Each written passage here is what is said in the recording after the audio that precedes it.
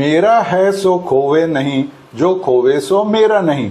यह अद्भुत बात कि जो मेरे पास है वो मेरा है, वह जो मेरे पास नहीं है वो मेरा नहीं है, सभी लोग जानते हैं।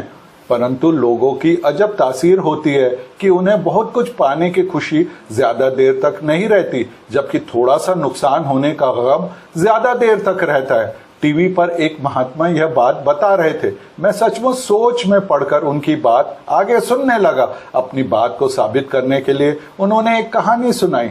एक राज्य में एक राजा रहता था। वह बहुत समझदार, दानवीर व नेक दिल था। उसकी प्रजा उससे बेहद खुश व प्रभावित रहती थी। एक बार अपने जन्मदिन पर वह राजा अपने मंत्रियों के साथ राज्य की जनता से मिलने निकला। उसे जो भी आम आदमी मिलता उसे वह कुछ न कुछ इनाम देता था। किसी को चांदी के सिक्के देता तो किसी को अन्य उपहार जैसे कंबल, कपड़े, खाने का सामान इत्यादि। शाम तक पूरे राज्य का चक्कर लगाकर वह लौट रहा था तो उसकी जय जयकार होने लगी। लौटते वक्त उसने देखा कि एक भिखारी भीख मांग रहा है।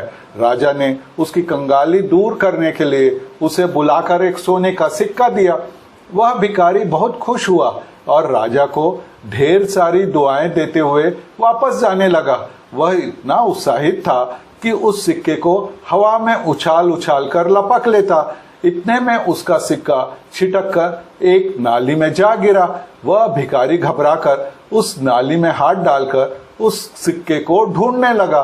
राजा को बहुत खराब लगा तो उसने फिर से उस भिखारी को बुलाकर एक और सोने का सिक्का दे दिया। भिखारी ने दुआएं देकर इस बार उस सिक्के को संभाल कर रखा और वापस जाकर नाली में हाथ डालकर पुराने सिक्के को ढूंढने लगा।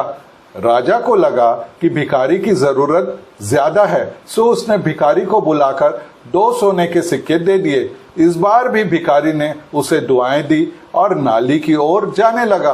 तब राजा ने भिखारी को रोककर पूछा कि क्या मेरे दिए हुए सिक्कों से तुम्हारी जरूरतें पूरी नहीं होती हैं? भिखारी ने कहा, महाराज, वे मेरी जरूरत से बहुत ज्यादा हैं, बल्कि मैं कहूंगा कि मेरे जीवन भर की कमाई से भी ज्यादा। परंतु मुझे संतोष तभी मिलेगा जब मैं मेरे खोए सिक्के को वापस पा लूंगा। अब महात्मा जी ने जो बात कही वे दिल को छूने वाली थी। उन्होंने कहा कि हम में से ज्यादातर लोगों की सोच उस भिखारी की तरह हो गई है कि जो खो गया है उसी के बारे में सोचकर दुखी होते, जबकि हमारे पास उससे कई गुना ज्यादा होता है। हम अपने वर्तमान की स्थिति में भी बेहद प्रसन्न व संतुष्ट रह सकते हैं।